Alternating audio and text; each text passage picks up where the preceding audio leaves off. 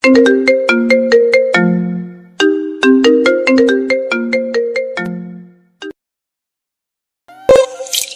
Mission সম্পর্কে কিছু জানিস? তোর জন্য প্রথমে ব্যর্থ হতে হলো। আমাকে জ্ঞান দিতে বলছি কে তোকে? ওসমান, এটা আমাদের একটা ড্রিম ছিল, যা তুই ভেঙে দিয়েছিস। তুই আর্মি ক্যাপ্টেন? দেখে তো মনে হয় একদম বাচ্চা। মিশনে প্রথমবারই সফল হতে হবে, এটা কোথায় লেখা আছে? ওসমান, আবু সাইদ আমাদের বারবার সুযোগ দিবে না। সুযোগ করে নিতে হবে, প্রয়োজন হলে আমি নিজেই সে সুযোগ করে দিব। কি বলতে চাইছিস? এবারই আমার শেষ চেষ্টা, প্রয়োজনে প্রাণ দিয়ে দিব, তবুও পিছু হাঁটবো না। ওসমান, তুই একটা পাগল। সাইদ আমাকে পাগল করেছে। তুই জানিস না আমরা কতটা সুখী ছিলাম, কতটা সুন্দর ছিল আমাদের জীবন। আমার চোখের সামনে আমার স্ত্রী কন্যা সন্তানদের নির্মমভাবে হত্যা চালায়। তখন ওর কাছে ভিক্ষা চেয়েছিলাম আমার স্ত্রী সন্তানের প্রাণ, কিন্তু সাইদ আমার কোনো কথা শোনেনি। আমার চোখের সামনে আমার স্ত্রীর কপালে গুলি করে, তবুও বলেছিলাম আমার সন্তানদের অন্তত ছেড়ে দে, কিন্তু সেটাও করেনি। ট্যাঙ্কের নিচে রেখে আমার দুটো কলিজার টুকরা মেয়েকে মেরে ফেলে। সেদিন থেকে ভেবে নিয়েছিলাম আমার জীবন যতদিন থাকবে ততদিন শুধু আবু সাইদকে মারার জন্য চেষ্টা করব। নিজের প্রাণের বিনিময়ে হলেও ওর মাথায় এই বুলেট ঢুকাবো। ওসমানের কথা শুনতে শুনতে লক্ষ্য করলাম আশেপাশে সবাই গোল হয়ে বসে ওসমানের কথা শুনছে। শুধু কথাই না, তাদের কিছু চোখে জল, আবার কিছু চোখে ক্রোধ খুব ভয়ানকভাবে প্রকাশ হচ্ছিল। তাদের প্রতিটা চোখ যেন সাইদকে খুন করার পরিকল্পনা করতে ব্যস্ত আছে। অনেকেই মিশনে গিয়ে ইনজুরিতে পড়েছে, তবুও তাদের ভিতরে থাকা ক্রোধ ক্রমশ বাড়তে আছে। নিজেও চুপ করে থেকে আছি, কি বলবো ভেবে পাচ্ছি না। তোর কি মনে হয় ওরা আমার গোলাম? না, এরা আমার গোলাম না। এখানে যারা আছে সবাই তাদের পরিবারকে হারিয়ে আজ নিঃস্ব। শুধুমাত্র প্রতিশোধ নেওয়ার জন্য আমরা সবাই জুট হয়েছি, আর ইনশাল্লাহ আমরা একদিন ঠিকই সফল হব।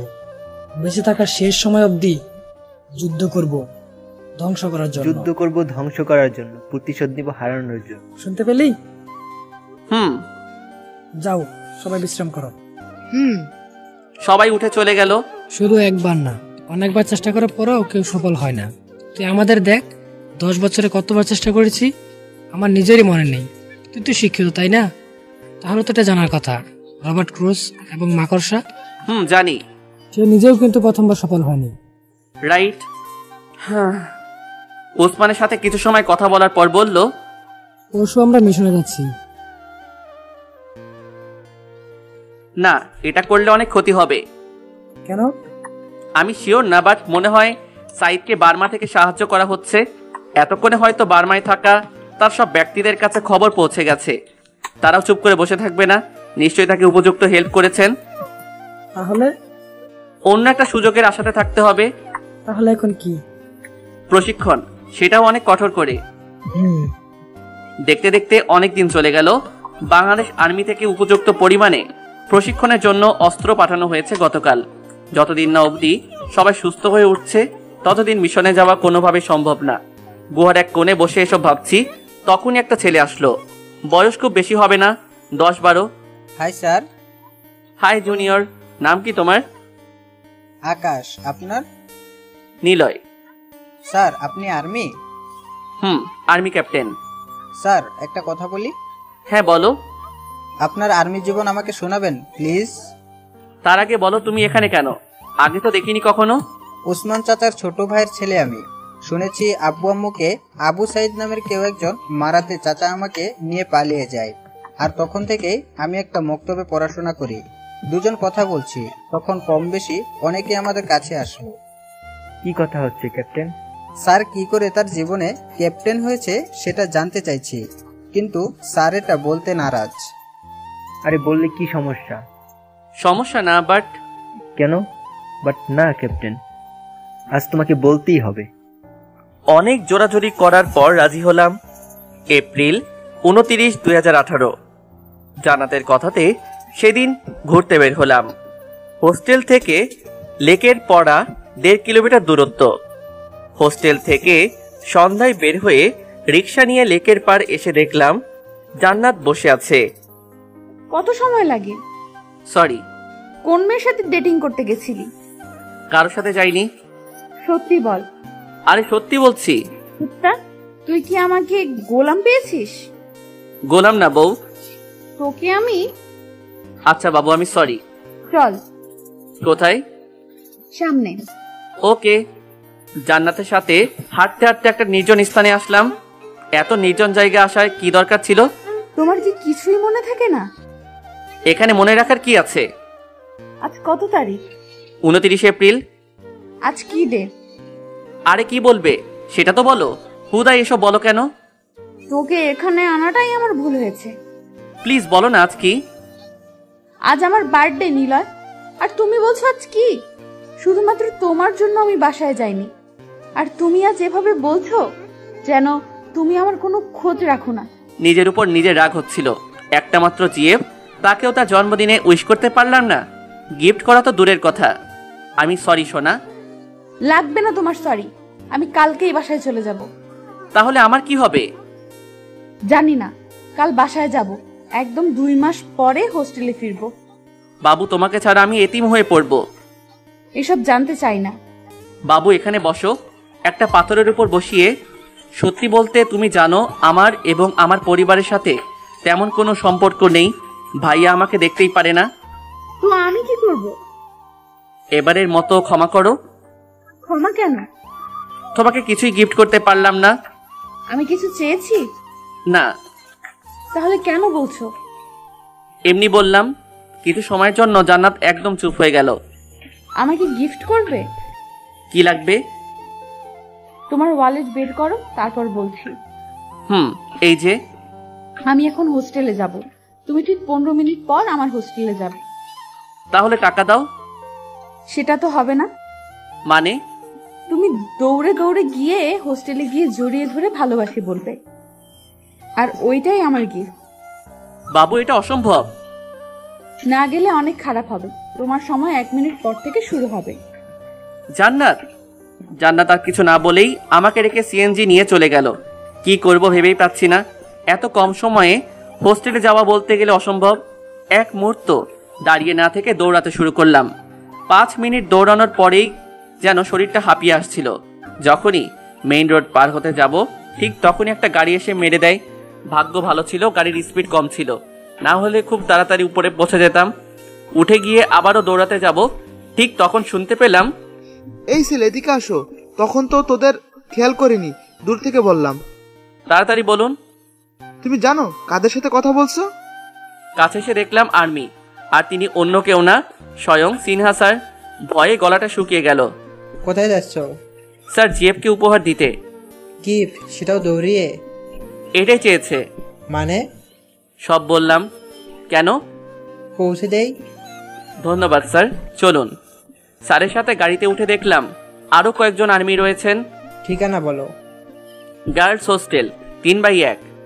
নাম কি তোমার? নিলয়। দৌড়ানোর ক্ষমতা আছে? কলেজের মধ্যে টপার। শুধু কি এটাই, নাকি আরো কিছু পারো? সাঁতারেও দক্ষতা আছে। এটা নাও। স্যার, এটা? স্ত্রীর জন্য নিয়ে যাচ্ছিলাম, তার চেয়ে বরং স্ত্রীর জন্য তোমার এবং তোমার জিএফ এর গল্প সাথে নিয়ে যাব। মেজর স্যারের মুখে এমন কথা শুনে একটু লজ্জা পেয়ে চুপ করে গেলাম। লজ্জা পাওয়ার কিছু নেই, আমিও প্রেম করেই বিয়ে করেছি। আর শোনো, পরশুই ঠিকানায় চলে আসবে। কেন স্যার? তোমার সাথে একটা মিটিং করব। কিন্তু স্যার, আমার কাছে এত টাকা নেই। আপনাকে তো বললাম জিএফ ওয়ালেট কেড়ে নিয়ে গেছে। এটা রাখো। স্যার, কি বলছেন এসব? এখন ধার দিচ্ছি, যখন সফল হবে তখন ফিরিয়ে দিবে। Okay sir. স্যারের সাথে কথা বলতে বলতে হোস্টেলে চলে আসলাম। মোবাইলে সময় দেখতে গিয়ে দেখলাম ফোন নষ্ট হয়ে গেছে। বুঝতেই পারছি না সময় এখনো আছে কিনা। স্যার, আসছি। সাবধানে থেকো। ধন্যবাদ স্যার। সবাইকে উদ্দেশ্য করে সালাম দিয়ে গার্লস হোস্টেলের নিচে থেকে জান্নাতকে ডাকলাম। জান্নাত নিচে এসে বলল, বাহ, এত তাড়াতাড়ি! হাত পেছনে কেন? এটা তোমার জন্য। ওয়াও, আই লাভ ইউ কুত্তা। আই লাভ ইউ টু কুত্তি। ক্যাম্পাসের মধ্যে জান্নাতকে জড়িয়ে ধরে কপালে চুমু দিতেই বলল, তোমার হাতে রক্ত কিভাবে আসলো? রাস্তায় পড়ে গেছিলাম। আসতে বলেছি বলেই কি আসতে হবে? ভালোবাসি যে। ঢং। গিফট পেয়েছো? আর অনেক happy. Love you. I love you too পাগল। জান্নাতের সাথে কথা বলতে বলতে রাস্তায় চলে আসলাম। একসময় বললাম এখন যাই, অনেক রাত হয়ে গেছে।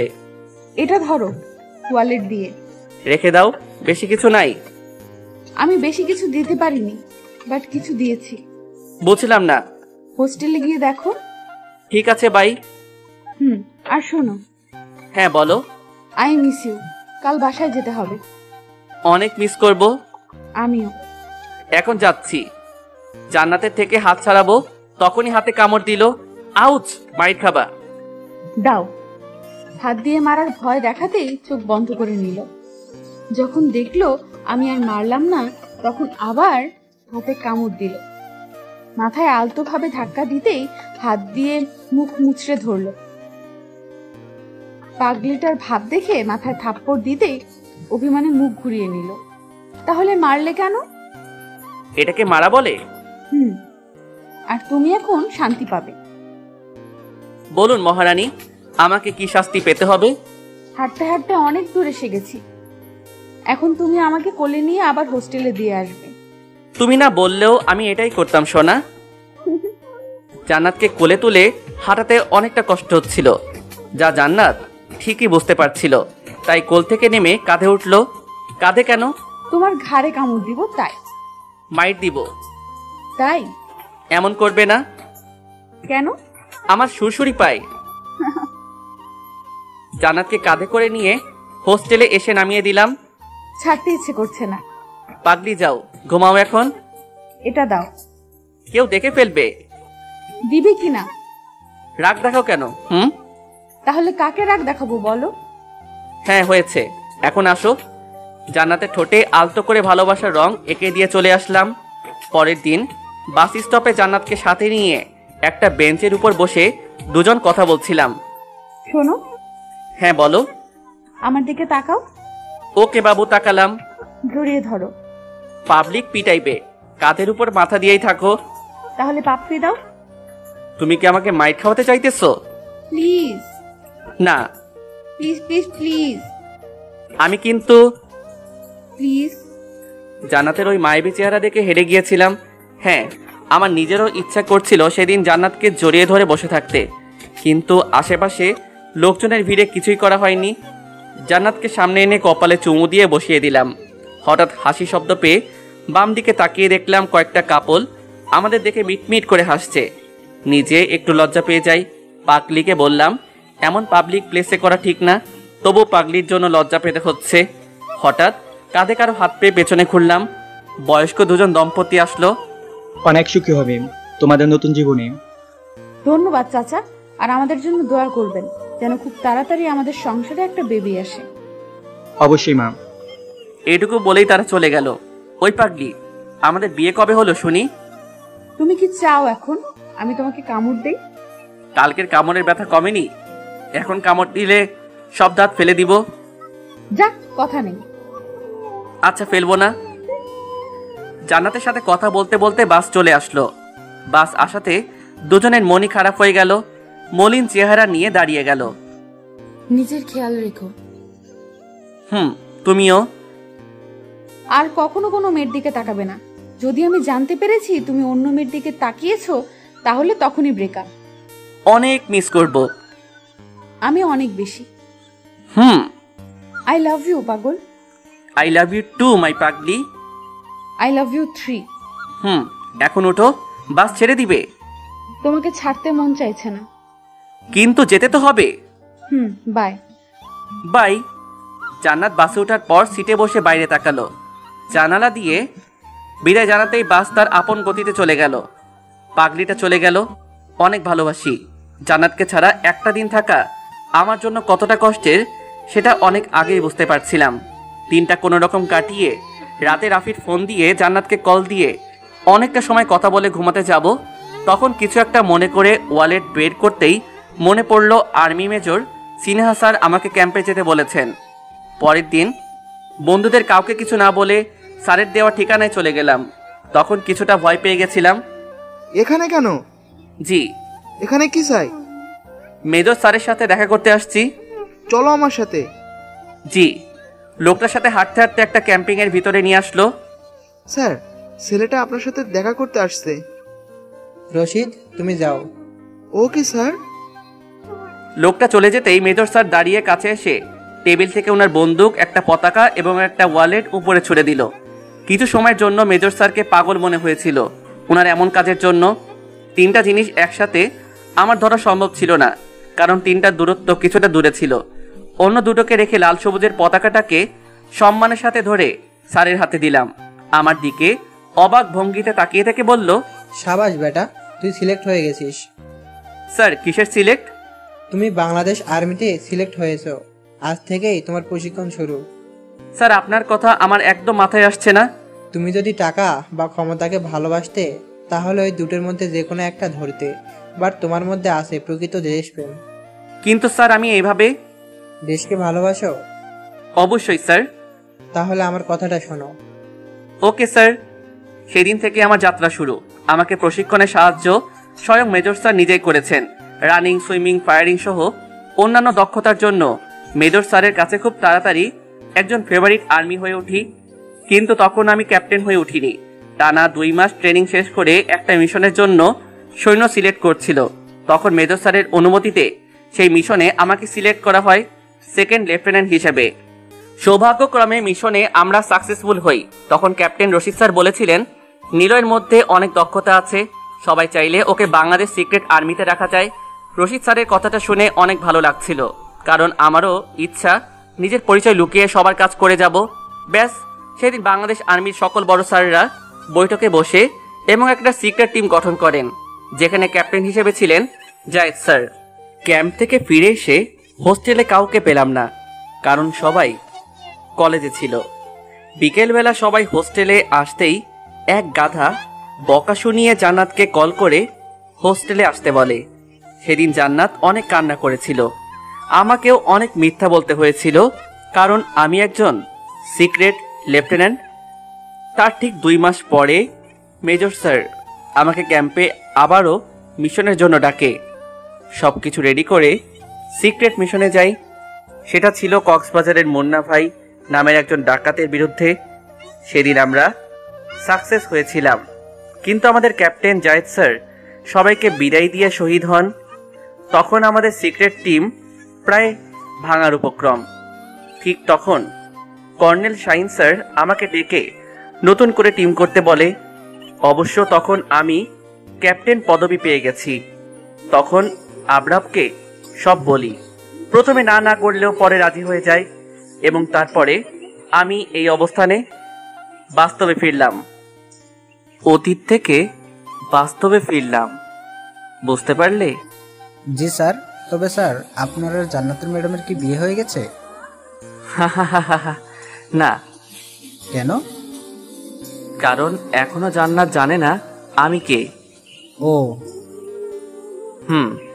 এখন সবাই রেডি হয়ে নাও, প্রশিক্ষণ শুরু করতে হবে। মিশনে যাচ্ছি কবে? সময় বলে দিবে। ওকে। সবাই উঠে বাইরে চলে গেল। পুনরায় প্রশিক্ষণ শুরু করলাম। দক্ষতা যতই থাক না কেন, শিক্ষার শেষ নেই। টিমের সকল মেম্বাররা ওসমানের দলের সবাইকে প্রশিক্ষণ দিচ্ছিল। ফায়ারিং দক্ষতার জন্য ছোট ছোট কাঠের উপর ফায়ার করতে লাগলাম। এভাবে আরো কয়েকটা দিন চলে গেল। বলতে গেলে প্রায় 1 মাস এভাবেই অতিবাহিত হয়েছে। সব এখন আগের অবস্থায় ফিরে আসছে। উপর থেকে আমাদের জানানো হয়েছে আবু সাইদ তার জঙ্গি দল নিয়ে দেশে নতুন প্রভাব সৃষ্টি করার পরিকল্পনা করতে ব্যস্ত হয়ে পড়েছে। গুহার বাইরে সে একটা পাথরের উপর বসে সবার কথা ভাবছি। তখন আবরাব সামনে আসলো। 2 মাসেরও বেশি সময় চলে গেল। 2 মাস 13 দিন। মিশনে যাওয়া হচ্ছে কবে? কাল যাচ্ছি। পরশু বাসায় গিয়ে সবাইকে সারপ্রাইজ দিব, তবে তার থেকেও বেশি জান্নাতকে দিব। কিভাবে? পরশু জান্নাতের বার্থডে। আরে বাহ, ভালোই। তোর জিএফের কি খবর? কথাটা বলতেই মন খারাপ করে সামনে বসে পড়ল। কিরে, কি হলো? ব্রেকআপ করে চলে গেছে। কারণ কি ছিল? ঠিক মতো সময় না দেয়, ভাবে যে আমি অন্য কারোর সাথে রিলেশনে জড়িয়ে ওকে অবহেলা করছি। কখনো বলিস নাই? না। কেন? যদি মিশনে আমার কিছু হয়ে যায় তাহলে ওর কি হবে তাই কিছু বলিনি। আমার মতো করেছিস? একদম পিচ্চিদের মতো কথা বলতো, সবসময় হাসি খুশিতে দিন পার করে দিত। আমি কখনো রেগে গিয়ে কথা বললেই কান্না করে দিত। আর আজকে সেই মেয়ে আমাকে আর কথা বলার জন্য জোরই করে না, অনেকবার বলার জন্য জোর করেছি, তো প্রতিবার কোনো কথা না বলেই মাথা নিচ করে চলে গেছে। ওর ফ্রেন্ডদের কাছে জিজ্ঞেস করেছি কারোর সাথে রিলেশনে জড়িয়েছে কিনা, কিন্তু সবাই বলতো আমার সময় না দেওয়াটাই ওর কাছে বড় কারণ, চাই না আমার সাথে কথা বলতে। এখনো অনেক কান্না করে, তো আমার হাত তো এমন করেই বাঁধা আছে, হাত টান করে ওকে জড়িয়ে ধরতে পারবো না। আবরাবের নিজের চোখেও হয়তো জল জমা হয়ে গেছে। অন্যদিকে তাকিয়ে চোখের জল মুছে নিল। সব ঠিক হয়ে যাবে। ঠিক করা সম্ভব না। আমি সব ঠিক করে দিব, ভরসা রাখ আমার উপর। ভরসা আছে বলেই তোর সাথে এখানে আছি। মিশন শেষ হলেই সবাই সবার প্রিয়জনকে সব কথা খুলে বলবে, তখন আর কোনো বাধা থাকবে না। ক্যাপ্টেন। পেছনে ঘুরে দেখলাম অন্য সবাই দাঁড়িয়ে আছে। আরে তোমরা সবাই? শুনছিলাম তোমার কথা। আমিও আমার আম্মুকে বলতে পারবো, আম্মু তোমার ছেলে বেকার না, তোমার ছেলে দেশকে রক্ষা করতে গেছিল, স্বপ্নটা পূরণ হবে রে। সবার স্বপ্ন পূরণ হবে। তুই কি এখানেই থাকবি? কেন? মিশনের জন্য সবকিছু প্রস্তুত করতে হবে। তার আগে একটা কথা। কি ক্যাপ্টেন? সবাই মন দিয়ে মিশনে কাজ করতে হবে। Yes captain. বাধা আসলে ধ্বংস করব, বাধা দিলে খতম করব। কে আমরা? বাংলাদেশি সৈন্য। এখন চলো। সবার সাথে গুহার মধ্যে চলে আসলাম। এখন শুধুমাত্র আগামীকালের জন্য অপেক্ষা। পরের দিন বিকেলবেলা সবাই মিশনের জন্য বের হলাম। বিকেলবেলা বের হওয়ার কারণ, সূর্য হেলে গিয়ে রোদের আলো দেয়, যেটা সরাসরি আবু সাইদ এবং তার জঙ্গি দলের চোখে গিয়ে পড়ে। উসমানের নৌযান দিয়ে নদী পার হয়ে অন্য পারে আসলাম। সব দিকে তাকিয়ে অনেক বেশি অ্যাক্টিভ হয়ে সামনের দিকে অগ্রসর হতে লাগলাম। সবাই সাইলেন্ট স্লাইড ব্যবহার করো। Yes captain. কিছুটা যাওয়ার পর চোখে পড়ল একদল জঙ্গি পাহারা দিচ্ছে। পুনরায় সবাইকে বিভক্ত হতে বলে আক্রমণ করতে বললাম। বলতে গেলে চারিদিক থেকে ঘিরে নিলাম। ইয়ারফোনে হাত দিয়ে ফায়ার বলতেই সবাই মিলে ফায়ারিং শুরু করে দিল। কিছু বুঝে ওঠার আগেই সবাই লুটিয়ে পড়ল। সামনের দিকে যাব, তখনই মনে হলো কেউ একজন কথা বলার জন্য চেষ্টা করছে। ঘুরে দেখলাম সেখানে থাকা একটা জঙ্গি ট্যাঙ্কের কাছে যাচ্ছে। দেরি না করে ফায়ার করে সামনের দিকে অগ্রসর হলাম। পাহাড়ের উপর থেকে দূরবীন দিয়ে দেখলাম আবু সাইদ তার কিছু জঙ্গিদের সাথে কথা বলছে। কানে হাত নিয়ে পাইলটকে নক দিলাম। Yes captain. কত দূর তোমরা? তুমি যখন বলবে তখনই আমরা ফেলে দিব। গুড। আর এবার যেন একদম চলে না যাওয়া হয়। তেমন ভুল আর হবে না। না হলেই ভালো। আমরা কি এখন গ্রেনেড ছাড়বো? না, যখন বলবো তখন। ওকে ক্যাপ্টেন। সবাই অনেক সতর্ক হয়ে পাহাড়ের উপর থেকে আস্তে আস্তে নিচে নামতে শুরু করলাম। নিচে এসে সবাই সবার পজিশন নেওয়ার পর ইফতিকে বললাম বিস্ফোরণ ফেলাতে। দেরি না করে দ্রুত কয়েকটা বোমা ছুড়ে দিল। স্বাভাবিক হওয়ার আগেই আমরা আমাদের ফায়ারিং চালাতে শুরু করলাম। তবে এটা সাইলেন্ট বন্দুক না। যখন জঙ্গি দল পাল্টা জবাব দেওয়ার জন্য ফায়ার সাথে ট্যাঙ্ক আক্রমণ শুরু করে দিল, তখন মাহিকে বললাম, মাহি নেটওয়ার্ক তৈরি করো খুব তাড়াতাড়ি। Yes captain. 1 মিনিটের মধ্যে নেটওয়ার্ক স্থাপন করে ইয়েস বলল। পাইলট শুনতে পাচ্ছ? ইয়েস ক্যাপ্টেন বলো। আমাদের থেকে 50 মিটার পূর্ব থেকে শুরু করে গ্রেনেড হামলা করো। ওকে ক্যাপ্টেন। মুহূর্তের মধ্যে গ্রেনেড হামলার ফলাফলে আবু সাইদের প্রায় সবগুলো ট্যাঙ্ক এবং 2/3 জঙ্গি মরে গেল। আবু সাইদকে তখনও সবাই রক্ষা করার জন্য তার চারপাশ ঘিরে দাঁড়িয়েছিল। সামনের দিকে যেতেই শুরু হলো আরেক ভয়ানক আক্রমণ, যেটা আমরা কখনো ভাবতেও পারিনি। অনেকগুলো মিসাইল একসাথে করে আক্রমণ করতে শুরু করে দিল। এমন ভয়ানক আক্রমণ কখনো দেখা হয়নি আমার। উসমানের টিমের কিছু সংখ্যক সৈন্য সাথে সাথেই প্রাণ হারালো। মৃতদের দিকে তাকিয়ে অনেক কষ্ট হচ্ছিল, তার থেকেও বেশি রাগ হচ্ছিল। পুনরায় গ্রেনেড হামলা করার জন্য বলতেই শুরু হলো গ্রেনেড হামলা।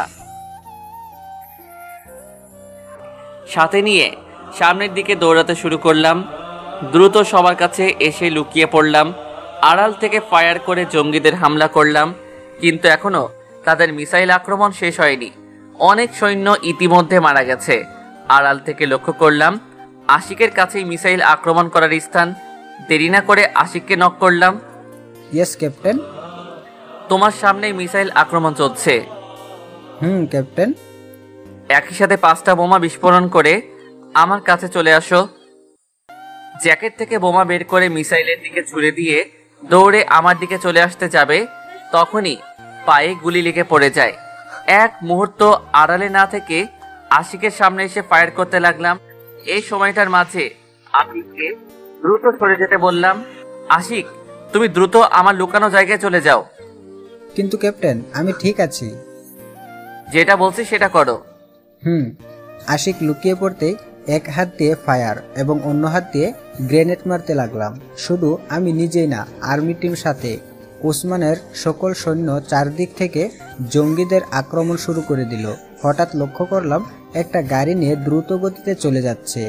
সেখান থেকে সরে এসে গাড়ির টায়ারে ফায়ার করে গাড়িটা থামিয়ে দিলাম। গাড়িতে আর কেউ না, জঙ্গি ক্যাডার আবু সাইদ। হাতে বন্দুক নিয়ে আমাকে গুলি করার আগে ওর হাতে গুলি করে বন্দুক ফেলে দিলাম। কাছে গিয়ে বন্দুক দিয়ে কয়েকটা মারতেই বসে পড়লো। মন চাইছিল এখনই ওকে খুন করে ফেলি।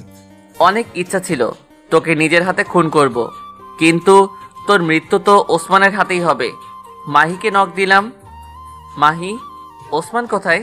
মিসাইলের আক্রমণে আঘাত পেয়েছে, হয়তো বাঁচা সম্ভব না। দ্রুত আমার কাছে নিয়ে আসো, আমি জঙ্গিদের পেছনে। ওকে ক্যাপ্টেন। সাইদকে জিজ্ঞাসা করছি কেন সবার এতটা ক্ষতি করেছে, কিন্তু কুত্তার বাচ্চা চুপচাপ বসে আছে। হঠাৎ খেয়াল করলাম অনেকগুলো বিস্ফোরণ হলো। বুঝতে বাকি থাকলো না সেটা আমাদের টিম বিস্ফোরণ করিয়েছে। কিছু সময় পরের ওসমানকে সামনে আনা হলো। দেখে বোঝা যাচ্ছিল ওসমান আর বাঁচবে না, কিন্তু তার ইচ্ছাটাকে তো পূরণ করাই যায়। বন্দুক হাতে দিয়ে বললাম, ওসমান, তোর স্বপ্নটা আজ পূরণ করে নে। ওসমান ভাই, আমাকে দয়া করে মাফ করে দে। আমি এক্ষুনি এখান থেকে চলে যাব, আর কখনো বাংলাদেশে আসবো না। ওয়েট, তুই আসবি না মানে? তুই কোথা থেকে বাংলাদেশে আসছিস? বার্মা থেকে। ক্রোধটা যেন বেড়েই চলেছে। ওসমান, ফায়ার কর। ভাই, আমাকে ক্ষমা করে দে, আমি তোর পায়ে পড়ি, আমাকে মারিস না। আমিও তোর পায়ে ধরেছিলাম আমার স্ত্রী সন্তানকে ছেড়ে দিতে, কিন্তু তুই সেটা শুনিস নাই। তোকে আমি কি করে ছেড়ে দিই বল? আল্লাহর কসম লাগে, আমাকে। কোনো কথা বলতে না দিয়ে ফায়ার করলো। প্রথম গুলিটা ওসমান চালালেও পরে সবাই মিলে আবু সাইদকে শুট করতে লাগলো। দীর্ঘশ্বাস ফেলে ওসমানকে নিয়ে এগোতে যাব, ঠিক তখনই একটা স্যালুট দিয়ে সেখানেই শেষ নিঃশ্বাস ত্যাগ করলো। নিজে না চাইতেও চোখ দিয়ে জল গড়িয়ে পড়ল। যে মানুষটা আমাদের এতটা সাহায্য করলো, নিজের পরিবারকে হারালো, আজ সেই মানুষটা নিজের প্রাণ হারালো সেই জানোয়ারের আক্রমণে। নিজ হাতে নেটওয়ার্ক তৈরি করে ওসমানের সকল মৃত সৈন্য এবং ওসমানের মৃতদেহ নিয়ে নৌযানে ওঠার পর পাইলটকে বললাম সব জায়গা ধ্বংস করে দিতে। ওসমানের গুহাতে এসে সব মৃত ব্যক্তিদের শুয়ে দেয়া হলো। পালকে বলে আশিকের গুলি বের করতে বললাম। নদী থেকে সবাই হাত মুখ ধুয়ে গুহায় আসলাম। স্যার, একটা কথা ছিল। হ্যাঁ বলো। ওসমান ভাই তো চলে গেল, এখন আকাশের কি হবে? সেটা নিয়ে কোনো চিন্তা করো না, আকাশকে আর্মি থেকে মাসে মাসে টাকা পাঠানোর ব্যবস্থা করে দিব খুব শীঘ্রই। আর জানাজা করতে কত দেরি হবে? কবর খুঁড়া অনেক আগে থেকেই শুরু হয়েছে। আমরা এখনকার মসজিদের ইমামকে বলে আসতে বলছি। ও, রাত প্রায় 10টার সময় সব কিছু শেষ করার পর আবারও গুহাতে চলে আসলাম। কাল সকাল হতেই আমাদের চলে যেতে হবে। সবাইকে বলতে পারবো নিজের পরিচয়। জান্নাতকেও সারপ্রাইজ দিতে পারবো। নিশ্চয়ই পাগলিটা বকা দিবে, মারবে, কিন্তু কিছু সময় পরেই আবার ভালোবাসবে। এসব ভাবতে ভাবতে কখন যে ঘুমিয়ে গেছি নিজেই বলতে পারবো না। পরের দিন মাহির ডাকে ঘুম থেকে উঠে স্বাভাবিক হলাম। গাড়িতে সময় দেখতেই দেখলাম প্রায় 11টা ছুঁই। গতকাল অনেক ধকল গেছে, তাই এমনটা হওয়াই স্বাভাবিক। ওসমানের সাথে কাজ করা সকলকে উদ্দেশ্য করে বললাম, অনেক অনেক ধন্যবাদ আমাদের এবং দেশ থেকে জঙ্গি মুক্তি করার জন্য। তবে আপনাদের সকলের কাছে আমার একটা অনুরোধ আছে। জি বলুন। আমি চাই আপনারা এই বন্দুকের ব্যবহার ছেড়ে দিবেন, একদম আগের জীবনে ফিরে যাবেন। কথাটা শুনে সবাই সবার সাথে কথা বলতে লাগলো। হঠাৎ মাঝখান থেকে কেউ একজন বলে উঠল, ঠিক আছে স্যার, আমরা সকালে এটার ব্যবহার ছেড়ে দিব। এটা হাতে নিয়েছিলাম শুধু প্রতিশোধ নেওয়ার জন্য, যা এখন খতম হয়েছে। তাই আর আমরা এটা ব্যবহার ছেড়ে দিয়ে নতুন জীবনের অগ্রসর হব। ধন্যবাদ সবাইকে। ক্যাপ আমাদের নেওয়ার জন্য উড়োজাহাজ আসছে। ভালো থাকবেন সবাই। অনেক অনেক শুভকামনা রইল আপনাদের নতুন জীবনের জন্য। আপনাদেরও ধন্যবাদ স্যার, আমাদের এতটা সাহায্য করার জন্য। আল্লাহ হাফেজ। আল্লাহ হাফেজ। দাঁড়িয়ে না থেকে সবাইকে বিদায় দিয়ে টিমের সকল মেম্বারদের নিয়ে উড়োজাহাজে উঠে বেল্ট পরে নিলাম। সবাই সবার দিকে তাকিয়ে হেসে দিলাম। হাসবই বা না কেন, এতদিন পর যে সবাই সবার মনের কথাটা প্রিয়জনদের বলার সুযোগ পেয়েছি। তাছাড়া সবাই তো এটাই চেয়েছিলাম। ক্যাম্পে আসতেই দেখলাম আর্মি ডিপার্টমেন্টের সবাই গোল হয়ে দাঁড়িয়ে আছে। উড়োজাহাজ থেকে নামতেই মেজর এবং কর্নেল স্যার এগিয়ে আসলো। সাবাস captain Niloy. Thank you sir. তোমাদেরকেও স্বাগতম বয়েস, অনেক সাহসিকতার পরিচয় দিয়েছো। সবাই এখন বিশ্রাম নিতে যাও। 3টা জেনারেল স্যার এসে সবার সাথে কথা বলবে। নিলয়, তুমি সবাইকে নিয়ে তাঁবুতে চলে যাও। Okay sir. স্যালুট জানিয়ে সবাইকে সাথে নিয়ে তাঁবুতে এসে কিছু সময় কথা বলার পাশাপাশি ড্রেস খুলে অন্য ড্রেস পরে নিলাম। বিকেল হতেই জেনারেল স্যার ক্যাম্পিংয়ে চলে আসলো। সবাই মিলে স্যারকে সালাম জানিয়ে কর্নেল স্যার কেবিনে নিয়ে গেল। কিছু সময় পরেই মেজর স্যার আমাদের ডেকে কেবিনে নিয়ে গেল।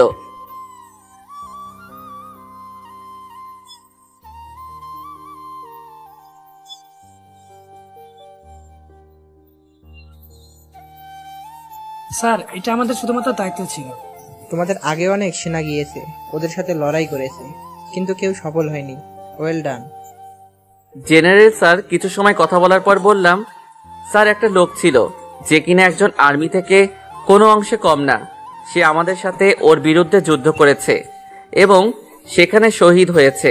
তবে তার একটা ভাতিজা আছে। তার ভরণ পোষণ যদি আর্মি থেকে নেওয়া হতো অনেক খুশি হতাম। মঞ্জুর। আর কিছু?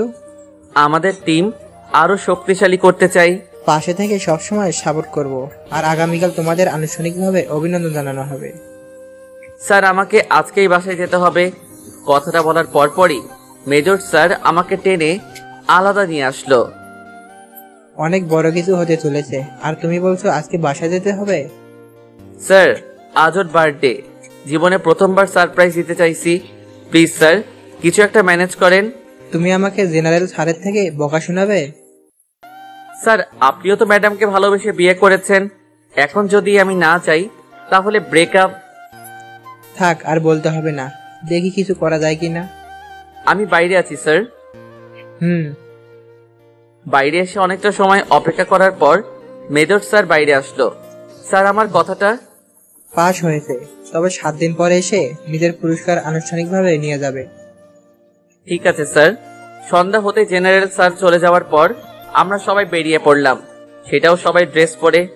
অনেকটা সময় যাওয়ার পর কিছু একটা মনে পড়ে ইফতির কাছে ফোন দিলাম। উল্লেখ্য, আমি ছাড়া সবাই সবার ফোন ক্যাম্পে রেখে গেছিল। ইফতির থেকে ফোন নিয়ে ভাইয়াকে কল দিলাম। কে বলছেন? আমি ভাইয়া। নিলয়? টেলিভিশনে দেখাচ্ছে তারা মিশনে সাকসেস হয়েছে। জান্নাত দেখেছে? আরে না, আমি তো দপ্তর থেকে এটা দেখার সাথে সাথে কল দিয়ে এলাকার সবার টেলিভিশনের লাইন বন্ধ করে দিয়েছি। অনেক বড় হেল্প করছিস। কোথায় তুই এখন? বাসায় আসছি। ভাইয়া, তুই জান্নাতের বাসায় আসতে পারবি এখন? কেন? জান্নাতকে সারপ্রাইজ দিব। জান্নাত এখানে আছে? তুই চলে যাওয়ার পর পাগলামি শুরু করে দেয়, তাই অরিতা এখানে রেখেই পড়াশোনা করাচ্ছে। ঠিক আছে, এখন রাখছি। সাবধানে আসিস। হ্যাঁ। কল কেটে দিয়ে ইফতিকে ফোন দিয়ে দিলাম। বাস স্টপে এসে আমাদের নামিয়ে দিয়ে গাড়ি আবার যেতে শুরু করলো, কারণ অন্যদের সবাইকে বাসায় পৌঁছে দিতে হবে। তুই চলে যা। তুই কোথায় যাবি? একটা কেক আর ফুল কিনে বাসায় যাব। এখন রাত 11টা বাজে। গলির ভিতরে পেয়ে যাব। ঠিক আছে, সাবধানে আসিস। আবরাবকে বিদায় দিয়ে গলির ভিতরকার একটা দোকান থেকে কেক আর কয়েক ধরনের গোলাপ ফুল নিয়ে হাঁটতে শুরু করলাম। বাস স্টপ থেকে বাসা 5 মিনিট সময় লাগে। বাসায় এসে কলিং বেল বাজাতেই ভাইয়া দরজা খুলে দিল। হয়তো আমার জন্যই বসে অপেক্ষার প্রহর গুনছিল। ড্রেস পরে আসিস, কেউ দেখে ফেলবি তো। এখন দেখলে সমস্যা নেই। হাতে কি? জান্নাতের বার্থডে। লাইফে আজ প্রথম উইশ করব, কখনো ওকে উইশ করতে পারিনি। আমার সাথে আয়। ভাইয়ার সাথে বাসার ভিতরে আসার পর ভাইয়া একটা রুমের মধ্যে রেখে কেক নিয়ে টেবিলের উপর রাখলো। হঠাৎ করে আমাকে রুমের মধ্যে রেখে ভাইয়া বাহিরে গিয়ে এসব কেন করছে সে নিজেই বলতে পারবেন। ভাইয়া আমার দিকে তাকিয়ে দৌড়ে রুমের দরজা বন্ধ করে দিয়ে গেল। এখন বেশ অবাক হলাম, তবুও চুপ করে বসে রইলাম। হঠাৎ মনে পড়লো রুমের একটা জায়গা ফাঁকা আছে। যদিও বাইরে থেকে বোঝা যায় না, তবে রুম থেকে খুব করে বোঝা যায় বাইরে কি হচ্ছে।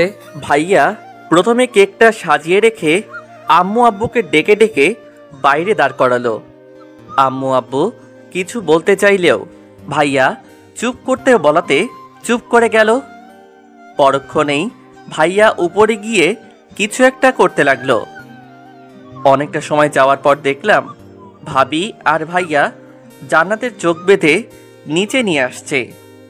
জান্নাতের জোরে জোরে কথা খুব করে বোঝা যাচ্ছিল। আপু, আমাকে এমন করার মানে কি? একটু অপেক্ষা কর। কেন অপেক্ষা করব? আমাকে এমন করে কোথায় নিয়ে যাচ্ছ? মাত্র 3 মিনিট বোন। আমার ভালো লাগছে না। ভালো লাগার জন্যই তো এসব বলছি। ধুর। আর কোনো কথা না বলে ভাইয়া ভাবির সাথে জান্নাত নিচে আসলো। জান্নাতকে কেকের সামনে দাঁড় করিয়ে রুমের দরজা খুলে দিয়ে চলে গেল। আমি বের হব তখন আবারও ভাইয়া এসে রুমেই থাকতে বলল। শালার কপাল একটা, মনটা চাইতেছে বাসা থেকে এখনই বের হয়ে যাই। এতদিন পর বাসায় আসলাম, এসেও এসব দেখতে হচ্ছে। তবুও মুখ বুঝে আছি। দরজার আড়াল থেকে সবার কথা শুনতে লাগলাম। ভাইয়া কিছু সময় কথা বলার পর আমাকে বলল, ক্যাপ্টেন এখন আসো। বুঝতে বাকি রইল না ভাইয়া আমাকে ডাকছে। রুমে না থেকে বাইরে বের হতেই আব্বু আম্মু ভাবি সহ অবাক ভঙ্গিতে তাকিয়ে আছে। আমাকে এই অবস্থায় দেখবে কখনো কল্পনাও করতে পারিনি। ভাইয়া সবাইকে ইশারা করে চুপ করতে বলল, কিন্তু আম্মু তখনও আমার দিকে তাকিয়ে আছে। কোনো কথা না বলে আব্বু আম্মুকে জড়িয়ে ধরলাম, কিন্তু ভাইয়ার জন্য কোনো কথা বলতে পারছিলাম না। এবার ভাইয়া শুরু করলো, হ্যাপি বার্থডে শালিকা, তবে তোর জন্য সারপ্রাইজটা সামনে অপেক্ষা করছি। কি দেখবি? চোখ খুলে দিলে তো দেখবো, তাই না? ওরে তার চোখের বাঁধন খুলে দাও। ঠিক আছে আম্মা। আম্মুর কথা মতো জান্নাতের চোখের বাঁধন খুলে দিয়ে আমার দিকে এক নজর তাকানোর পর কয়েক পা পিছে গিয়ে বসে পড়ল। ভাবি জান্নাতকে ধরে দাঁড় করাতেই কান্না করে দিল। কেমন আছো? আম্মু, আমি তোমার ছেলের সাথে কথা বলতে চাই না। ওনাকে বারণ করো যেন আমার সাথে কথা বলতে না আসে। আম্মু মানে? তোদের কথা সবাই জানে। ও, কেক কাটা শেষ করে জান্নাতের সাথে রুমে আসলাম। এখনো কান্না করতেই আছে। টেবিলের উপর ফুলটা রেখে দাঁড়াতেই দৌড়ে এসে জড়িয়ে ধরলো। আরে কান্না করছো কেন? তুই আমাকে মিথ্যা কথা বলেছিস সব সময়। একটা কথা মিথ্যা বলেছি। কেন ছেড়ে গেছিলি আমাকে রেখে? এটার জন্য। এটা মানে? জান্নাতকে ছাড়িয়ে ভালো করে ড্রেস দেখালাম। হয়তো এখন অবধি আমার ড্রেস খেয়াল করিনি। তুই আর্মি? ট্রেনিং এ গেছিলি? না, মিশনে। কিসের মিশন ছিল? কাল জানতে পারবে। আমি এখন আর তোকে ভালোবাসি না। তাহলে জড়িয়ে আছো কেন? এটা তো এমনি, কিন্তু এখন আর ভালোবাসি না। তাহলে আবার মিশনে যেতে হবে দেখছি। বারণ করেছে কে? যা। আচ্ছা, এখানে বসো। বিছানার উপর বসিয়ে দিয়ে ফ্রেশ হতে গেলাম। বাথরুম থেকে বের হয়ে এসে দেখি জান্নাত টেলিভিশন অন করছে। কি দেখছো? এটা কি দেখাচ্ছে? আমাদের মিশনের স্থান। তুই এতটা ডেঞ্জারাস জায়গা মিশনের জন্য গেছিলি? কেন? যদি কিছু হয়ে যেত? মরে যেতাম। অনেকদিন পর দেখলাম। আমাকে একবার বলতে পারতে। তুমি জানো না তোমাকে কতটা ভালোবাসি? নাকি ওখানে গিয়ে অন্য কোনো মেয়ের সাথে রিলেশনে জড়িয়েছো? পাগলির এমন কথা শুনে হেসে দিলাম। হাসছো কেন? মিশনে মেয়ে নেই, আর আমাদের টিম সিক্রেট ছিল। ও, অনেক ক্ষুধা লাগছে। একটু দাঁড়াও, আমি এক্ষুনি খাবার নিয়ে আসছি। তাড়াতাড়ি, ওকে? জান্নাতের রুম থেকে বের হতেই টেলিভিশনের দিকে নজর দিলাম। সিক্রেট মিশনের টিমের কথা বলছে। জেনারেল স্যার সব মিডিয়ার কাছে আমাদের কথা বলছে। প্রতিটা চ্যানেলে আমাদের সাকসেসফুল মিশনের কথা বলা হচ্ছে। নিজের মধ্যেও ভালো লাগছে মিশনে সাকসেস হয়ে, তবে কিছুটা খারাপ লাগছে। মিশনে অনেকগুলো প্রাণ গেছে, অনেক সাহায্য করেছে আমাদের, কিন্তু দুর্ভাগ্য তারা যুদ্ধে শহীদ হয়েছে। রুমের মধ্যে এসব ভাবতে ভাবতে জান্নাত এসে টেলিভিশন বন্ধ করে দিল। কি হলো? এখন খাবার খাও। তুমি খাইয়ে দাও, আমি টেলিভিশন দেখছি। নিচের হাত নেই? হাতের মালকিন তো আমার সামনে। পুরাতন ডায়লগ। দাও। হা করো। এখন আমাদের বিয়ে হবে। বিয়ে মানে? আমাদের বিয়ে হবে না? জান্নাতকে খাবার প্লেট পাশে রাখতে বলে জিজ্ঞেস করলাম, আমাদের বিয়ে কেন হবে? কেন, তুমি আমাকে বিয়ে করবে না? বিয়ে করব, কিন্তু দেরি হবে। দেরি না, 2 মাস পরই আমাদের বিয়ে হবে। পাগল হয়ে গেছো? যা হওয়ার হয়েছে, বিয়ে হবে, এটাই ফাইনাল। পারবো না বিয়ে করতে। সেটা তো সময় বলে দিবে। কুত্তা, তোর জন্য এত সময় অপেক্ষা করে আছি, কবে আসবি? তুই এখন বলছিস বিয়ে করার দেরি আছে? দেরি আছে। কিছু না বলে প্লেট রেখে উঠে চলে যেতে লাগলো। কোথায় যাচ্ছ? জাহান্নামে। রাগ করছো? তাতে কার কি আসে যায়? যাই তো, আমার যে অনেক কষ্ট লাগে পাগলিটার জন্য। তোর আজাইরা কথা বাদ দিয়ে খাবার খেয়ে ঘুমিয়ে যা। তুমি খাইয়ে দিবে না? না। কেন? আমার ইচ্ছা। Good night. আর কোনো কথা না বাড়িয়ে রুম থেকে চলে গেল। অনেক ক্ষুধা লাগছিল, তাই নিজ হাতেই খাবার খেতে হলো। লক্ষ্য করলাম হাতের অনেক জায়গা ক্ষত হয়ে কেটে গেছে, আবার কোথাও কোথাও আঙুলের ছ্যাক লেগেছে। খাবার শেষ করে ড্রেস চেঞ্জ করে নিয়ে জান্নাতের রুমের কাছে আসলাম। দরজার বাইরে থেকে ডাকতেই জান্নাত দরজা খুলে দিয়ে আবার বিছানায় শুয়ে পড়ল। দরজা বন্ধ করে জান্নাতের পাশে শুয়ে বলতে লাগলাম, এতই যদি রাগ থাকতো তাহলে দরজা খুলে দেওয়ার কি দরকার ছিল? তোকে কিন্তু এখন সত্যিই মারবো আমি। মারার সাহস আছে? কুত্তা, বের হ তুই। রাগ হচ্ছে কিন্তু। তুই বের হ। কোথায় যাব? রুমের বাইরে। সত্যি যাব? হ্যাঁ, যা। ওকে, যাচ্ছি। জান্নাতকে রেখে উঠতে যাব, তখনই কান্না করে টি শার্ট টেনে ধরলো। পেছনে ঘুরে তাকালাম। কি হলো? কেউ আমাকে ভালোবাসে না, সবাই আমাকে রেখে দূরে চলে যায়। তুমি নিজেই তো বললে এখান থেকে চলে যেতে।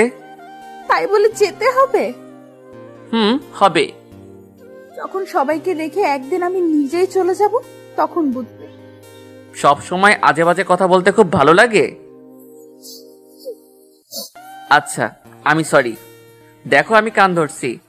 চুপ করে থাকাতে দাঁড়িয়ে কান ধরে উঠবস করতে শুরু করতেই চোখের জল মুছে ছাদে উঠে গলাটা শক্ত করে জড়িয়ে ধরলো।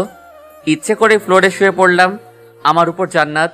শরীরে একটুও শক্তি নেই, আমাকে ধরে রাখতে পারে না। একদম শক্তি নেই।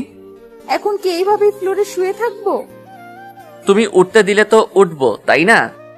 আমি তো উঠবো না, এভাবে থাকবো। তোমার এই বদভ্যাস কি কখনো যাবে না? না, একদম যাবে না। আমাকে ঘুরতে দাও। উল্টো দিকে শুয়ে জান্নাতের হাতে হাত রাখলাম।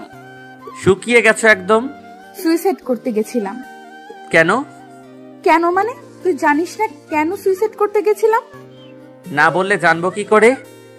তোর জানা লাগবে না। রাগ করো কেন? আমার ইচ্ছা। শুনো। কি? অনেকদিন এটা সাথ দেয়া হয়নি, আজ কি পাবো? তখনই করতে চেয়েছিলাম, কিন্তু আম্মু আব্বুর জন্য করতে পারিনি, তাই বলে এখন দিব সেটা ভেবো না। জান্নাতের কথা শুনে ভ্রু কুঁচকে তাকিয়ে বললাম, এখন কি হলো যে দিবা না? ইচ্ছা নাই তাই। আমার তো আছে। দিব না, যাও। সত্যি দিবা না? না। ওকে, তাহলে রুমে গিয়ে ঘুমাই যাই। এখান থেকে আর কোনো লাভ হবে বলে মনে হয় না। উঠো। ওকে। জান্নাত আমার থেকে উঠতেই দাঁড়িয়ে জান্নাতের দিকে দেখে এক চিলতে হাসি দিয়ে রুম থেকে বের হয়ে আমার রুমে এসে রুমটা লক করে ঘুমিয়ে গেলাম। পরের দিন বাইরে থেকে ভাবির আম্মুর ডাকে ঘুম থেকে উঠলাম। ফ্রেশ হয়ে নিচে এসে দেখলাম জান্নাত ছাড়া সবাই আছে। বেশ অবাক হলাম, সবাই আছে বাট জান্নাত কোথায় গেল?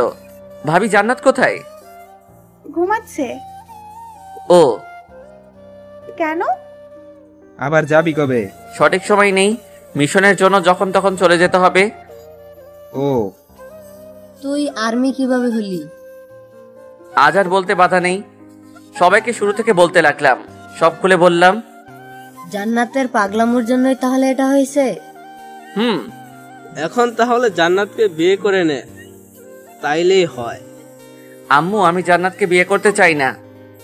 কেন? না মানে করব, বাট একটু সময় নেওয়ার পর। কত সময় পর? যতদিন না তোদের বাচ্চা হয় ততদিন। মায়ের খাবি? আমাদের বাচ্চা নেওয়া দেরি আছে। আমার বিয়ে করাও অনেক দেরি আছে। বাচ্চা হলে তুই বিয়ে করবি তো? আগে হোক তারপর। আগে বল। হ্যাঁ, বাচ্চা হলে করব। বৌমা, বাচ্চা নিয়ে নাও। বুঝতে পারছিলাম ভাবির মতের বিরুদ্ধে আব্বু কথাটা বলল। ভাবিকে দেখে ঠিক বোঝা গেলেও চেহারা দেখে ঠিকই বোঝা যাচ্ছিল সে এখনই বাচ্চা নিতে রাজি না। কিন্তু বিয়ের পর বাচ্চা নিতে কেন এত সমস্যা হবে? ভালোবেসে বিয়ে করেছে, আর সংসারকে আরো জোরালো করতে হলে সন্তান অনেক বেশি জরুরি। ভাইয়ার দিকে তাকাতেও বুঝলাম সে নিজেও নারাজ। সবাইকে এমন দেখতে ভালো লাগছিল না, তাই বললাম তোমাদের বাচ্চা নেওয়ার আগেই আমরা বিয়ে করব। নাস্তা শেষ করে জান্নাতের রুমে এসে সোফার উপর বসে ফোনে গেম খেলতে শুরু করলাম। অনেকটা সময় যাওয়ার পর জান্নাত ঘুম থেকে উঠে আমাকে দেখতে পেয়ে বলল, লুচু তুই এখানে? তোর বাপের বাসা এটা যে থাকতে পারবো না? তুই আমার রুমে কেন আসছিস? বাসার সব রুম আমার। ওকে, তাহলে আমি আজকেই তোর বাসা ছেড়ে চলে যাব। দেখ, আমার রাগ তুলবি না। তুললে কি করবি? এমন কিছু করব যা তুই স্বপ্নেও ভাবতে পারবি না। আমার কথা শুনে জান্নাত হো হো করে হেসে দিল। তোর কিছুই করার সাহস নাই, রুম থেকে বের হ। তোর ল্যাপটপের পাসওয়ার্ড কি সেটা আগে বল। নিলয় কুত্তা ইংরেজিতে। মজা করছি না, সত্যি। আমিও না। ধুর। আর কোনো কথা না বাড়িয়ে জান্নাত চলে যাবে, তখন বলে গেল পাসওয়ার্ড নিলয় জান্নাত। বসে না থেকে ল্যাপটপ অন করে ওয়েবসাইটে গিয়ে আমার নিজ ইমেইল অ্যাকাউন্ট লগ ইন করে সিক্রেট আমি ডিপার্টমেন্টে গিয়ে নিউজ দেখতে লাগলাম। অনেকটা সময় যাওয়ার পর জান্নাত রুমে এসে সোজা কোলের উপর বসে জড়িয়ে ধরলো। পাগড়িটাকে এক হাত দিয়ে জড়িয়ে নিয়ে অন্য হাত দিয়ে কাজ করতে লাগলাম। প্রায় 15 মিনিট নিউজ দেখার পর ওয়েবসাইট থেকে বের হয়ে রিমুভ করে দিলাম। হয়ে গেছে। আদর করো। কাল রাতে করতে চেয়েছিলাম, বাট তুমি করতে দাওনি, তাই আমিও আজ করব না। কি হলো? কিছু না। নাস্তা করে আসো। না, করব না। কেন? ইচ্ছা নাই। কি করতে ইচ্ছা করছে? মরে যেতে। এবার অনেক রাগ হচ্ছিল, বারবার একই কথা শুনতে একদম ভালো লাগছিল না। চলো। কোথায়? তোর মরতে ইচ্ছা করছে তাই তোকে মেরে ফেলতে। কিন্তু আমার তো অনেক ভয় করে। ভয় করবে না, চল এখন। না, আমি যাব না। কেন? চল, খুব তো মরতে ইচ্ছা করছিল। কেউ আমাকে বোঝে না। তুই এখন অনেক বেশি ঢং করছিস। তুমি আমাকে তুই করে কেন বলছো? তুই এটা করে বলার মতো কথা বলছিস, তাই বলছি। আমার ক্ষুধা লাগছে। তো খা, আমায় বলিস কেন? এনে দাও। যা ভাগ। আমার দিকে কিছু সময় তাকিয়ে থাকার পর মাথা নিচু করে চলে যেতে লাগলো। এমনটা কার ভালো লাগে?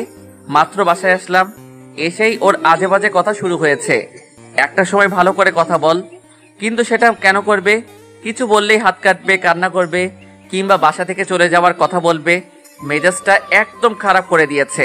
হঠাৎ জান্নাতের ফোনে কল আসতেই হাতে ফোন নিয়ে ফ্লোরে ছুঁড়ে মারলাম। খেলার ফোন বাজার সময় পায় না। জান্নাতের রুম থেকে বের হয়ে আমার রুমে চলে আসার পর ঘুমিয়ে গেলাম। শরীরটা অনেক ক্লান্ত, তাই ঘুমানো দরকার। বিকেলবেলা ভাবির থেকে জানতে পারলাম জান্নাত মন খারাপ করে ছাদে গেছে। প্রথমে যেতে না চাইলেও পরে রাগানোর জন্য গেলাম। দোলনার উপর বসে বসে চিপস খাচ্ছেন। মন খারাপ, তবুও যেন খাওয়া বাদ যাবে না। জান্নাতের পাশে বসতেই কিছুটা সরে গেল। দাও তো। চিপস খাওয়া শেষ করে ছাদ থেকে চলে যাবে, তখন হাত ধরলাম। কোথায় যাচ্ছ? নিচে। যেতে হবে না। কেন? আমরা এখনো প্রেম করব।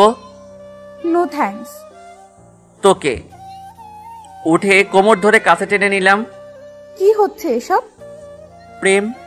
এটা ঠিক না। কোনটা? যেটা করছো।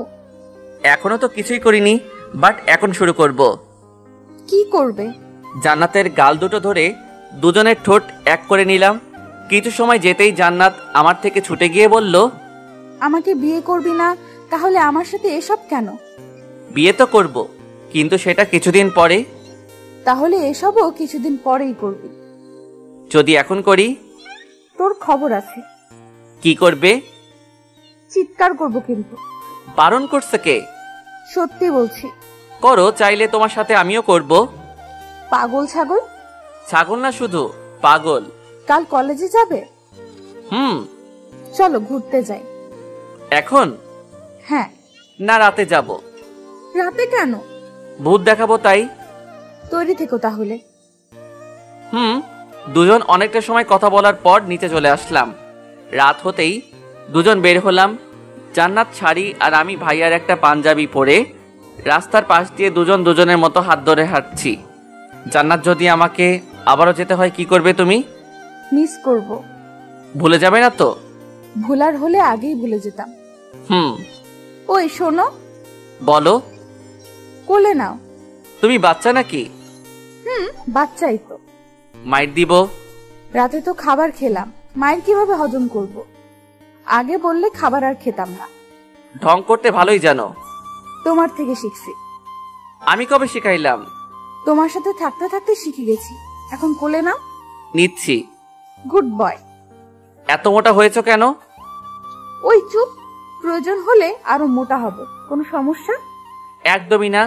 আমার কি সমস্যা হবে? শুধু থানায় পুরুষ নির্যাতন করব তোমার নামে। কোন কুত্তিকে কোলে নিলাম?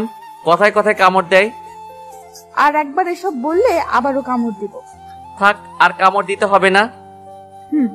রাতে আরো কিছু সময় দুজন ঘোরাঘুরি করার পর বাসায় চলে আসলাম। জান্নাতকে রুমে রেখে আমার রুমে এসে ফ্রেশ হয়ে ঘুমিয়ে গেলাম। কয়েকটা দিন বাসাতেই কেটে গেল। কলেজে যাওয়ার জন্য রেডি হয়ে নিচে এসে নাস্তা করে জান্নাতের সাথে কলেজের পথে রওনা দিলাম। এখন যেন কোনো মেয়ের দিকে তাকানো না দেখি। তাকালে কি হবে? তোর চোখ তুলে নিব। তাহলে তোমাকে দেখবো কি করে শুনি? আমাকে দেখতে হবে না, তোমাকে আমি দেখতে পেলেই হবে। আচ্ছা, শুধু তোমাকেই দেখবো। মনে থাকবে? হ্যাঁ, থাকবে। আমার কিউট বাবু। দুজন কথা বলতে বলতে কলেজে আসার পর জান্নাতের সাথে কিছু সময় কথা বলার পর যা দুই একটা ফ্রেন্ড হয়েছে তাদের কাছে গেলাম। বন্ধুদের কাছে যাওয়ার পর প্রথমে উত্তম মধ্যম দেওয়ার পর বসালো। শালা, তুই আর্মি হওয়ার পরেও কেন আমাদেরকে বলিস নাই? জানলি কি করে আর্মি? সারা বাংলাদেশ জানে, আর আমরা জানবো না? তাহলে এটাও জানিস আমরা সিক্রেট ছিলাম? তাই বলে বলবি না? এখন তো জানিস। নিলয়, তোর সাথে আমার কিছু কথা আছে। হ্যাঁ বল। কিছু সময় চুপ থাকার পর খুব শান্তভাবে বলতে লাগলো, আইরিনকে ছাড়া আমি কখনো হ্যাপি হতে পারবো না। বলিস নাই? অনেকবার বলতে চেয়েছি, কিন্তু আমার কথাই শুনে না। ও জানে তুই আর্মি? ওর ফ্রেন্ডরা বলছে জানে। কলেজে আসছে? হ্যাঁ আসছে। তুই জানলে কি করে? সালা, ভাবি ওই আমার, আমি খোঁজ নিবে না তো কে নিবে? ভাবির চোখেই দেখবি। তোরা থাক, আবরাব আর আমি কথা বলে আসছি। তাহলে আমরাও আসি। কোনো দরকার নেই ভাই। সালা ফেল করবি যা। ওদের কোনো উত্তর না দিয়ে আবরাবকে নিয়ে আইরিনকে খুঁজতে শুরু করলাম। আইরিন অনার্স সেকেন্ড ইয়ারে, মানে আবরাবের থেকে 2 ইয়ার জুনিয়র। জান্নাতের মতো একদম বজ্জাত না, অনেক শান্ত একটা মেয়ে। প্রায় 5 মিনিট খোঁজার পর দেখলাম আইরিনের ফ্রেন্ডের সাথে আড়ালে বসে আড্ডা দিচ্ছে। হাই। জি ভাইয়া, কিছু বলবেন? আইরিনের সাথে কথা ছিল। আইরিন তুই থাক, আমরা যাচ্ছি। আমিও যাব। তোমার সাথে কথা আছে। কথা বলার ইচ্ছা নেই। দেখলি, এটাই আমাকে দিনের পর দিন পাগল করে দিচ্ছে। কিছু বলতে চাইলেই এটা বলে দূরে চলে যায়। আরে ভাই, আমিও তো একটা মানুষ, তাই না? কতটা সহ্য করবে এমন অবহেলা? তুই শান্ত হ, আমি কথা বলছি তো, তাই না? কিন্তু আবরাবকে অনেক বুঝিয়ে চুপ করানোর পর বললাম, শোনো আইরিন, আবরাব যদি অনার্স শেষ করার পরেও যদি বেকার থাকতো তাহলে তোমার কেমন লাগতো? তোমার পরিবার কি আবরাবকে মেনে নিত? উল্টো তুমি তাকে জবের জন্য চাপ দিতে। আপনি কিছুই জানেন না, আমি ওকে এসবের জন্য না। ও আমাকে ঠিকভাবে সময় দেয় না, কথা বলার পরে চলে যায়। এখানে আমার বান্ধবীদের বয়ফ্রেন্ডরা সবসময় ওদের সময় দেয়, রাতের বেলা ঘুরতে যায়, কিন্তু ও আমাকে কখনো কোথাও ঘুরতে নিয়ে গেছে? ঘুরতে গেলে কি ভালোবাসা প্রকাশ পায়? না। কিন্তু ভাইয়া, ভালোবাসার মানুষটাকে যদি সময় দিতে না পারে তাহলে কিসের ভালোবাসা? তোমাকে একটা কাহিনী বলি, তার আগে তুমি শান্ত হয়ে বসো।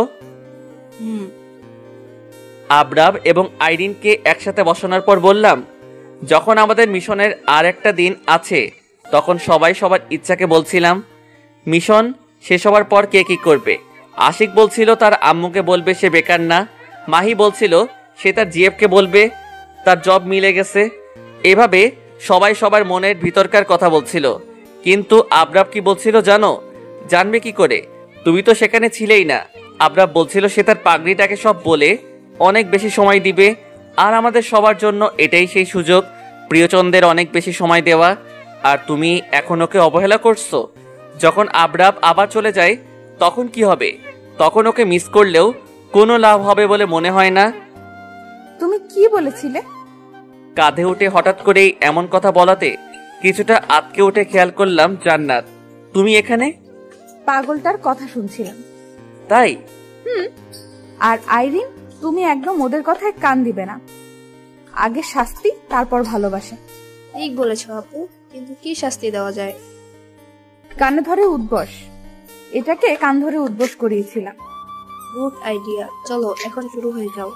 আর এখানে সবাই আছে, কলেজের সিনিয়র, তার উপর আমি একজন আর্মি।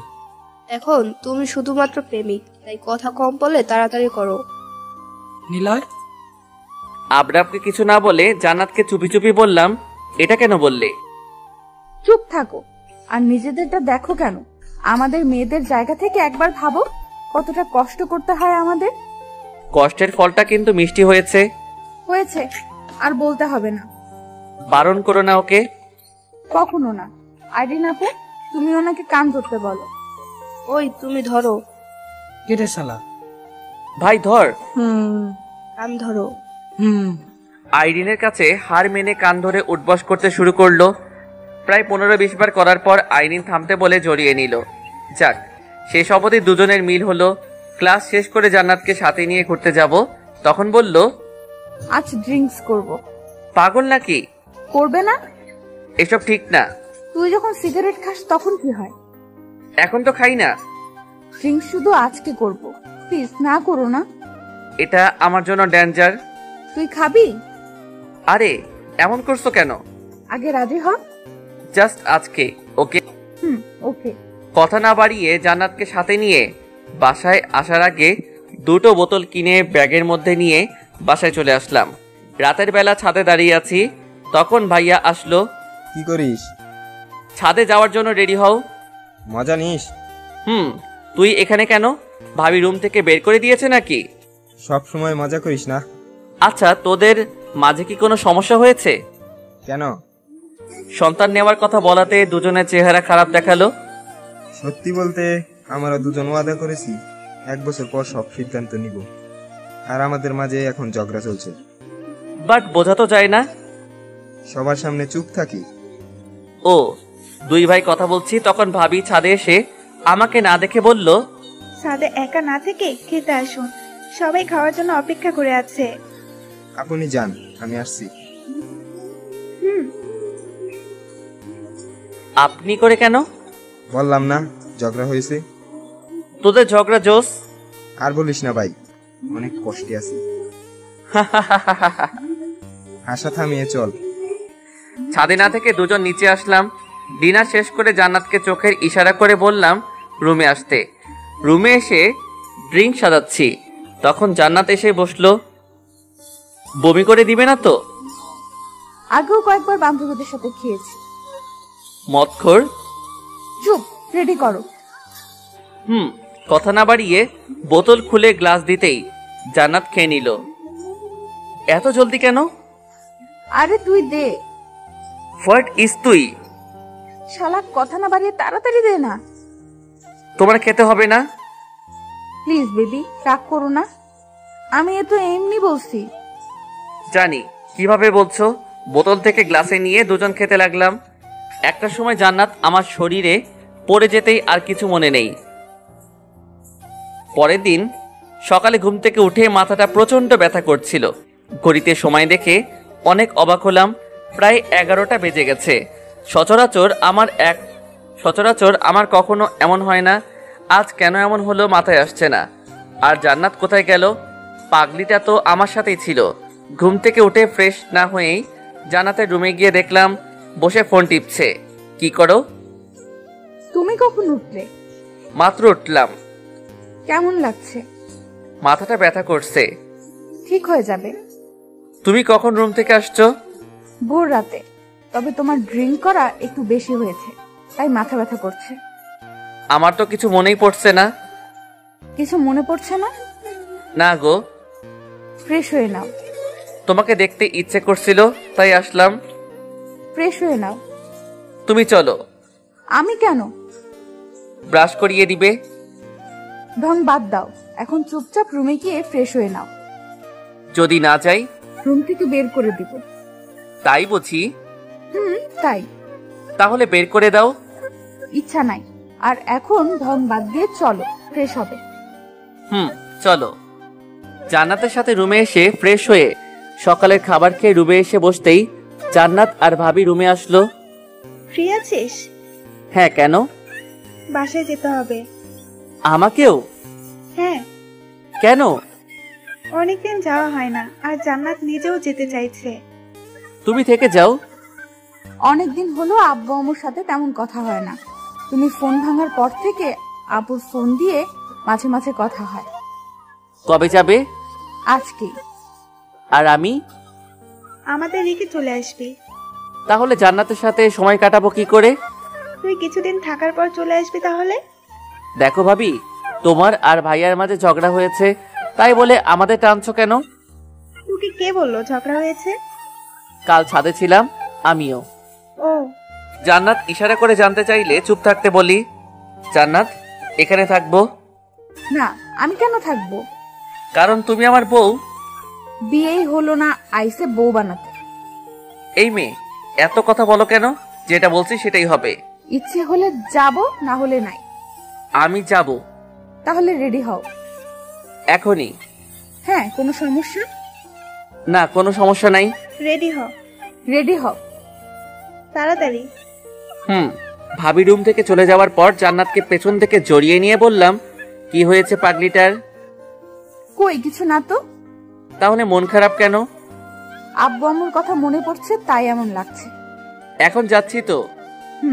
পরে যাই। কেন? জান্নাতের চুলের মধ্যে মুখ গুজিয়ে দিতেই আমার থেকে সরে গেল। তুমি রেডি হও। আমাকে কিছু বলতে না দিয়ে জান্নাত রুম থেকে বের হয়ে চলে গেল। শালার কি একটা মাইয়া কপালে জুটছে, রোমান্স করার সময়টাও দেয় না।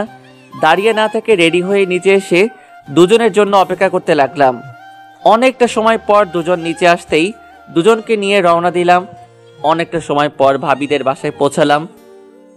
কয়েকটা দিন খুব ভালো করে কাটানোর পর ভাবি ফোন নিয়ে আমার কাছে আসলো। কে কল করেছে? তোর ভাই। কি বলে? ওনার থেকেই শোন। দাও। ভাবি থেকে ফোন নিয়ে একটু দূরে চলে গেলাম। হ্যাঁ বল। তোকে ক্যাম্পে যেতে হবে। কে বললো? কর্নেল শাহিন কল করেছিল। আচ্ছা, আমি কথা বলছি। ঠিক আছে, বাই। কল কেটে দিয়ে স্যারের নাম্বারে কল দিলাম। স্যার, আমি ক্যাপ্টেন নিলয়। হ্যাঁ ক্যাপ্টেন, বলো। স্যার, এখন আমাকে ক্যাম্পে যাওয়ার জন্য কেন বলা হচ্ছে? নতুন কিছু আর্মি নিয়োগ করতে হবে, সেখানে তুমিও থেকে তাদের প্রশিক্ষণ দিবে। স্যার, আমার পরিবর্তে অন্য কাউকে দিলে হয় না? জেনারেল স্যার বলেছেন। কবে আসতে হবে? আগামীকাল। সাথে তোমার টিম মেট্রোরাও থাকতে হবে। Yes sir. অপেক্ষা করছি তোমার জন্য। জি স্যার। ইচ্ছা না থাকা সত্ত্বেও আমাকে ক্যাম্পে যেতে হবে, কারণ আমার প্রিয়জনদের ডেকে চলে যেতে হবে। ভাবিকে ফোন দিয়ে রুমে গিয়ে কিছু সময় ভাবলাম, জান্নাতকে ডেকে রুমে আনলাম। কিছু কথা ছিল। হ্যাঁ বলো। আগামীকাল যেতে হবে। আসবে কবে? 6 মাস কিংবা 1 বছর। এতটা সময়? প্লিজ মন খারাপ করো না। অনেক মিস করব। ফোন ব্যবহার করতে দিবে? দিবে, কিন্তু তোমার সাথে কথা বললে সবকিছু ভুলে যাই, যদি প্রশিক্ষণে ভুল করে ফেলি। ও দিনটা কোনো রকম কাটিয়ে জান্নাতকে বিদায় দিয়ে বাস স্টপ থেকে সোজা ক্যাম্পে চলে আসলাম। 6 মাস পর দিনগুলো ভালো কাটলেও খুব করে ভালো কাটেনি। আব্বু আম্মু ভাইয়া ভাবি আর পাগড়িটাকে রেখে 6 মাস কাটিয়ে দেওয়া মিস করলেও কষ্ট হয়নি, কারণ আমরা যে বাংলার সৈনিক। তবে আসার সময় অনেক দিনের ছুটি নিয়ে রওনা দিয়েছি। পাশের সিটে ইপ্তি বসে আছে, তবে দুজন শুধু মনের সাথে কথা বলছি। যদিও 6 মাসেও আমাকে ছাড়তে চাইনি, কিন্তু অন্য একজনকে সিলেক্ট করার জন্য আমি মেজর স্যারকে বলাতে আমাদের টিমকে ছুটি করে দেয়। বাসায় এসে কলিং বেল বাজাতে আম্মু দরজা খুলে দিল। আম্মুকে জড়িয়ে ধরে বললাম, কেমন আছো আম্মু? হ্যাঁ বাবা, ভালো আছি। তুই সেখান থেকে আমাদের কেন কল করিস না? সমস্যার জন্য আম্মু। তোর সমস্যাটা কি আজ অব্দি সেটাই জানলাম না। অন্যরা কোথায়? ভিতরে। চলো। হ্যাঁ আয়। সাথে বাসার ভিতরে আসতেই সবাই রুম থেকে বাইরে চলে আসলো, কিন্তু অবাক করা বিষয়, সবাই আসলেও জান্নাতকে দেখতে পাচ্ছিল না। আমাকে দেখে ভাবির মুখটা ফ্যাকাশে লাগছে। সবার মুখে টুকটাক কথা বলার পর ভাইয়াকে নিজের রুমে নিয়ে আসলাম। কিরে, এভাবে নিয়ে আসলি যে? জান্নাত কোথায়? ওর বাসায়। আমাদের এখানে নাই কেন? জান্নাত নিজে থেকে আসতে চায় না। কেন? জানি না। তুই বাসায় গেছিলি? না। তাহলে বলছিস যে? অরিতা বলেছে, তবে আমি ওদের বাসায় গিয়ে জান্নাতের সাথে কথা বলতে চাইলেও আমাকে বারণ করে। এটার জন্য অনিতার সাথে মাঝে মধ্যেই ঝগড়া হয়, তাই আর বলি না। চল। কোথায়? ওদের বাসায়। এখন? হ্যাঁ এখন। কিন্তু আমাকে হ্যাপি দেখতে চাস?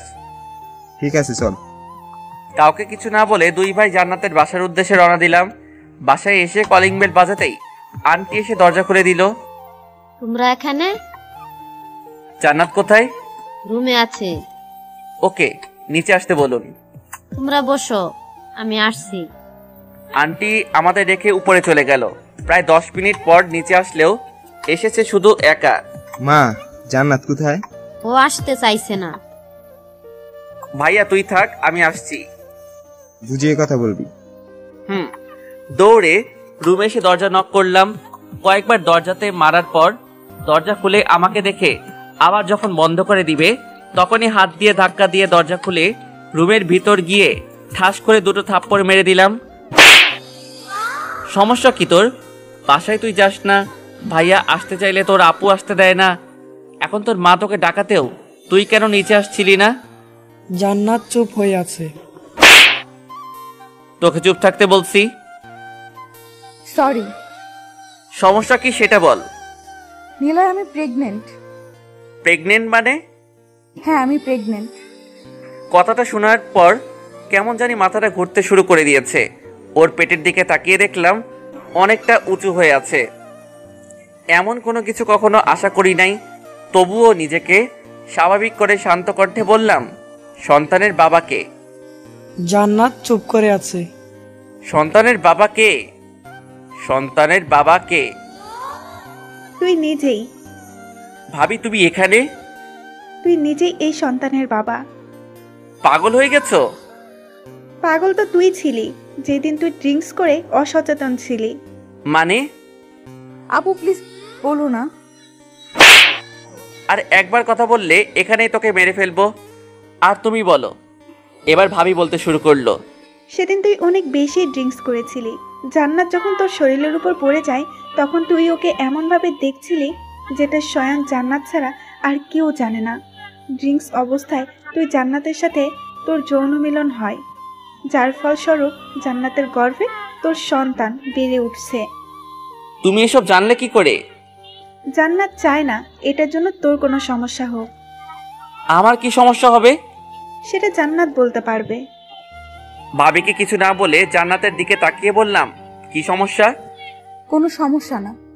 বলবি নাকি মাইর খাবি? তুমি বলেছিলে তোমার সাথে কথা বললে তুমি প্রশিক্ষণে সব ভুলে যাও, তাই কাউকে জানাইনি। ভাবি তুমি বাইরে যাও। ঠিক আছে। আমার ইচ্ছা করছে তোকে এখন মাইর দিতে। সরি। আরে এটা আমাদের সন্তান, আমাকে বললে আমার থেকে আর কেউ এত খুশি হবে না, আর তুই আমার থেকে লুকাইছিস। সরি। কোনো সরি নাই, শাস্তি পেতে হবে। কি শাস্তি? পরশু আমাকে বিয়ে করতে হবে। আমি রাজি। রাজি? ওলে বাবুলে, থাপ্পড় অনেক জোরে লেগেছে বুঝি? মেরে এখন আদর করতে আসছে। আচ্ছা এখন আমি সর। জড়িয়ে ধরো। আসো। জান্নাতকে বাহুডোরে নিয়ে বললাম, অনেক ভয় পেয়ে গেছিলাম। ও রাগ হচ্ছিল অনেক। তাই? আই লাভ ইউ পাগল। আই লাভ ইউ টু বেআইন। আমাদের সম্পর্ক কি বলো তো? বর বউ। আরে না, প্রথমে ব্রেকআপ তারপর বেয়া। এক্স যখন বেআইন।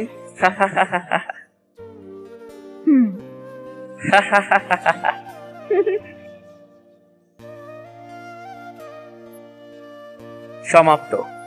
সম্পূর্ণ গল্পটা কেমন লেগেছে জানাবেন, ভুল হলে ক্ষমা করবেন, আর সবাই গঠনমূলক কমেন্ট করবেন। আল্লাহ হাফেজ।